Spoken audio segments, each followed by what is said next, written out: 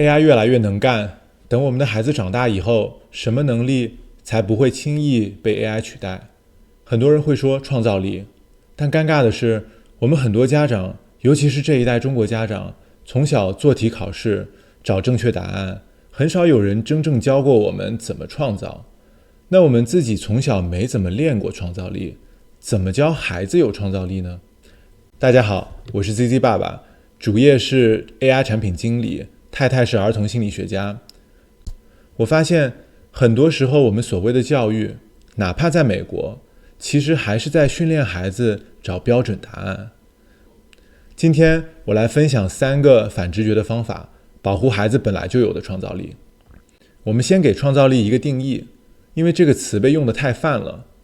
Steve Jobs 接受采访的时候说过一句话 ：“Creativity is just connecting things。”心理学里也有一个类似的概念，叫 by association， 大概意思就是创造力常常来自2个原本不相关的东西被突然连接到了一起。创造力的迸发也需要一点资源的稀缺。举个通俗的例子，有个综艺节目叫《拜托了冰箱》，规则是要用嘉宾带来的冰箱里现有的食材，15分钟的时间，让一些米其林的主厨来做出几道创意菜。你看，有这么多的限制，创造力才能出来。顺着这个思路，我来分享3个反直觉的建议。第一个建议就是要让他们无聊。很多家长都很怕孩子无聊，会给他们买很多的玩具，排满他们的日程，不让他们有无聊的机会。但是所谓的无聊，不是浪费时间，而是大脑在给创造力腾出空间。恰恰是有闲暇时间才能有创造力，这是有研究支撑的。有一个很有名的实验，先让一组人去抄几页电话本，做完这个无聊的任务之后呢，再去做创造性测试，他们的得分明显更高。我们家长自然而然的倾向就是要给孩子排满，每天放学都要有兴趣班，周末一天排2-3场。但我观察我自己的孩子们，他们最有创造力的时候，经常是我们没有特别安排的时候，是他们无所事事的那2个小时。当他们无聊的时候，很多家长会觉得孩子需要更刺激的玩具来满足，比如说电子产品，还有一些声光电的玩具，比如一按就会唱歌的那种，这些都是高刺激的玩具。这类玩具把怎么玩都做好了，屏幕往哪里走，声音什么时候响，奖励什么时候来，全都设计好了，孩子只需要被动的接收，没有机会跳出来既定的框框。高刺激的玩具帮孩子赶走了无聊，也顺手带走了创造力。什么是开放式的玩具呢？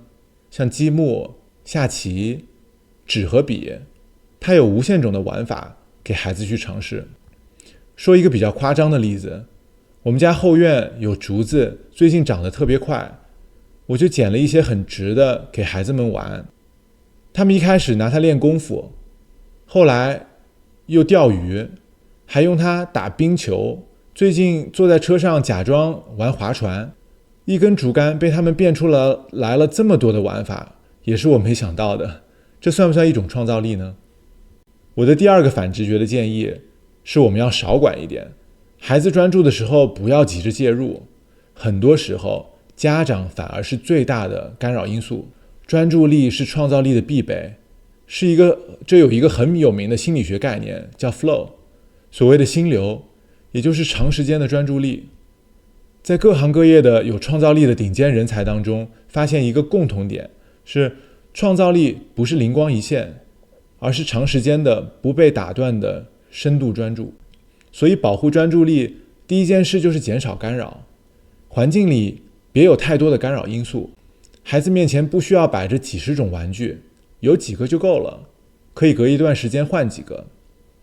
我必须说的是，有些注意力其实是被动的，比如看视频、玩简单的电子游戏，他们的注意力是被牵着走的。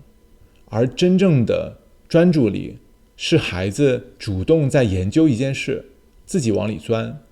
这种时候特别珍贵，但也特别脆弱。而最容易把它打碎的，往往就是我们家长。孩子在地上专心搞一个什么东西，我们走过去，说你笔不是这么抓的，不要坐在地上，坐到椅子上，你那样会弄脏。我们以为我们在帮他，但其实我们在打断他们的连贯的思路。孩子能在一根竹竿上想出5种玩法，需要他能专注的足够久，没有被打扰，才能把这些不相关的东西连起来。一打断，链条就断了。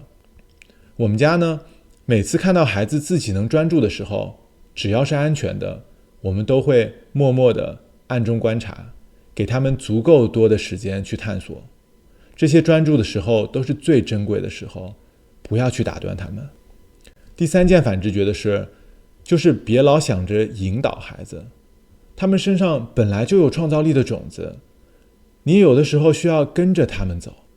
你只要看过1岁多的孩子就知道，他们最爱玩的从来不是你买的那些开发智力的玩具，最爱玩的是一只大人的鞋，捡回来的一颗石头，或者柜子里找到的一个盒子。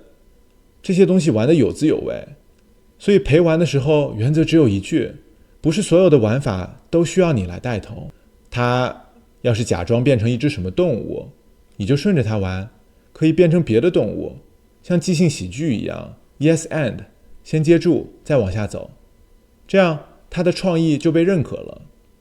被认可的创意本身就是创造力的训练。